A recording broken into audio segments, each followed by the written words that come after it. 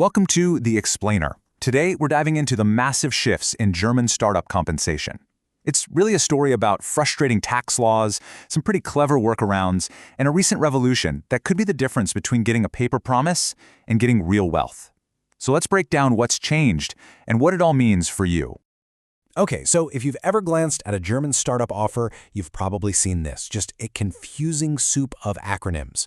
You've got ESOPs, VSOPs, and now EIPs. It's enough to make your head spin, right? But don't worry. By the end of this, you're going to know exactly what they all mean, and more importantly, which one you really want to see in your next contract. All right, first things first. Let's get to the heart of the problem that every single startup faces. They are almost always short on cash. But they absolutely need to attract and keep the best people if they're going to have any shot at making it big. So how do you do it? How do you compete for top talent when you just can't match a big corporate salary? Well, you offer something those big companies can't, a piece of the future. The whole idea is to turn your employees into owners, getting everyone rowing in the same direction, aiming for the same goal, making the company a huge success. Now, for years in Germany, there were basically two main tools in the toolbox.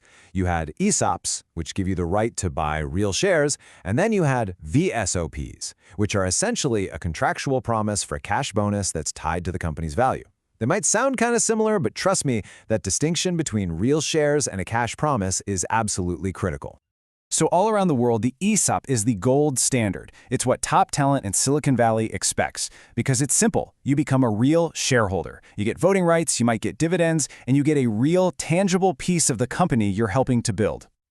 But in Germany, for some reason, VSOPs became incredibly common, almost the default choice. So why? Why promise cash instead of just giving people real shares like everywhere else? Well, that brings us to the central conflict in our story. You see, for decades, this major tax headache made giving real shares in Germany an absolute nightmare for employees. It was this uniquely German problem that pretty much shaped the entire startup scene, and not for the better. This was the infamous dry income problem. And to really get how absurd it was, just imagine this. You win the lottery, but you have to pay all the taxes on your winnings, right now, in cash, months before you're actually allowed to cash in the ticket. Sounds crazy, right? Well, that was the reality for German startup employees. The moment you got real shares from your company, the German tax office treated their value as immediate income. You'd get a tax bill at your personal income tax rate, which could be up to 50%, even though you received zero cash. The shares were locked up, you couldn't sell them, but that tax bill, oh, that was very, very real. And this is exactly why VSOPs became the go-to German workaround. By promising a future cash payment instead of giving real shares right away, companies could avoid setting off this immediate, painful tax trap for their people. But it was a flawed fix, because when that payout eventually did happen, it was still taxed like regular income, not at the much, much better capital gains rate of around 25%. But after years and years of intense lobbying from the startup community, the German government finally listened. And in 2024, they delivered a fix that would completely change the game. The Future Financing Act, or Zukunftsfinanzierungsgesetz if you want to try the German, took effect on January 1, 2024. This was a landmark law, and it was specifically designed to slay that dry income dragon once and for all and make Germany a more competitive place for startups. And the solution in this new law was both really simple and profound. It just deferred the tax event. You're no longer taxed when you get the shares. You're only taxed when you actually sell them. This means you only pay tax when you have cash in your hand. This one single change makes giving people real equity attractive in Germany for the first time in ages. And there was another little sweetener in there, too.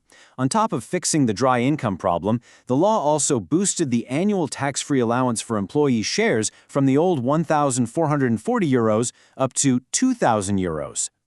So this new, much better reality gave rise to, you guessed it, a new acronym, the EIP, or Employee Incentive Program.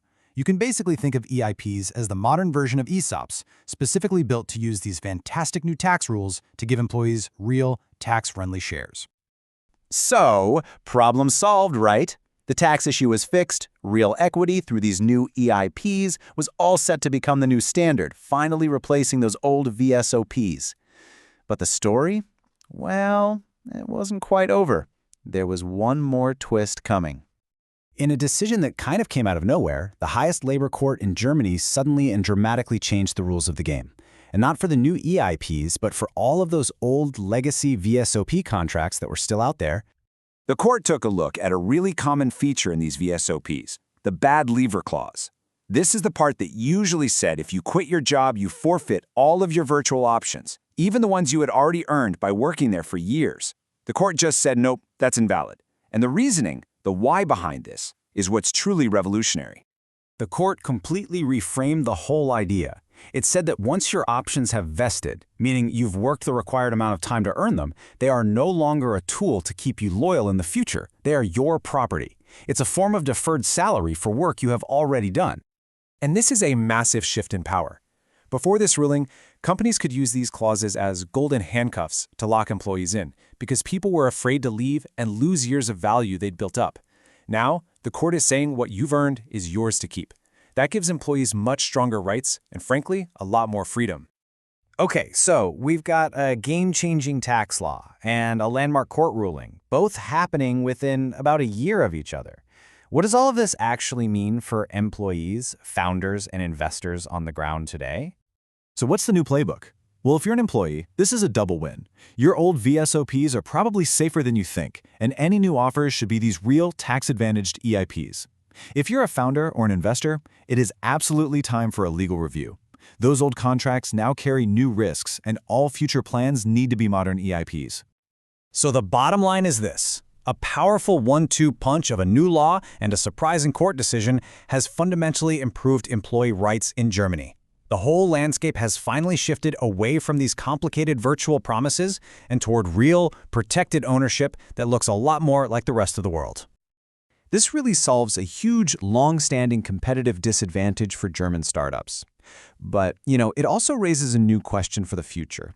With Germany's compensation now on a much more level playing field with Silicon Valley and other tech hubs, the global war for talent is only going to get more intense. So what's going to be the next frontier?